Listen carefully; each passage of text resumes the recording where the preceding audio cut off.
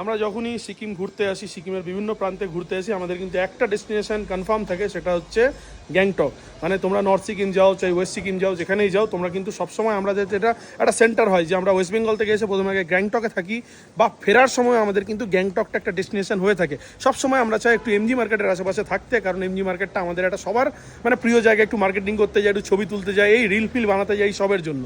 তো গ্যাংটকে সবসময় একটা হোটেলের খুব দরকার হয়, যেটা একটু মানে বাজেট ফ্রেন্ডলি হবে, একটু সুন্দর হবে দেখতে, প্লাস একটু ভিউও থাকবে। হোটেল স্কাই ভিউ, দেখো নাম্বারটাও আসছে, তোমরা কিন্তু স্ক্রিনশট নিয়ে নিতে পারো। আর আমরা সাথে পেয়ে গেছি হোটেলের ওনার কাকুকে। আমার নাম বাবলু বৈদ্য।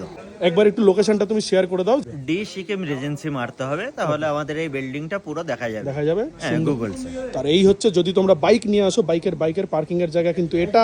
এখানে আমাদের দুটো বাইক রয়েছে, এখানে আমাদের বাকি বাইকগুলো রয়েছে, সামনে রয়েছে সিসিটিভি যাতে তোমাদের কোনো ইস্যু না হয়। আর এই জাস্ট এই রোডটা, এটা হচ্ছে হোটেলের রিসেপশন। এটা দিয়ে উঠে কিন্তু তোমরা যদি 4 হুইলার নিয়ে আসো, তাহলে ওই যে দেখো এখানে গাড়ি দাঁড়িয়ে রয়েছে, এখানে কিন্তু তোমরা গাড়িও পার্ক করতে পারবে। ঝট করে একটু রিসেপশনটাতে যাচ্ছি, তাও তোমাদেরকে সঙ্গে আমি এই কার্ডটা দিয়ে দিয়েছি, তোমরা কিন্তু স্ক্রিনশট নিয়ে নিতে পারো। স্ক্রিনশট নিয়ে তোমরা জাস্ট বুকিং করে নিতে পারো হোটেলে। এবার এটা হচ্ছে হোটেলের একটা ডাইনিং স্পেস। ডাইনিং স্পেসে বসে ব্রেকফাস্ট ডিনার যাই কিছু করো, তার সাথে সাথে কিন্তু তোমরা এখানে সুন্দর একটা ভিউ পেয়ে যাবে, যেটা রাত্রেবেলা দেখতে কাকু বললো আরও সুন্দর লাগবে, সেটাও আমরা দেখবো। আর সবচেয়ে বড় ব্যাপার হচ্ছে কাকু কিন্তু আমাদের বাঙালি, তাই তো?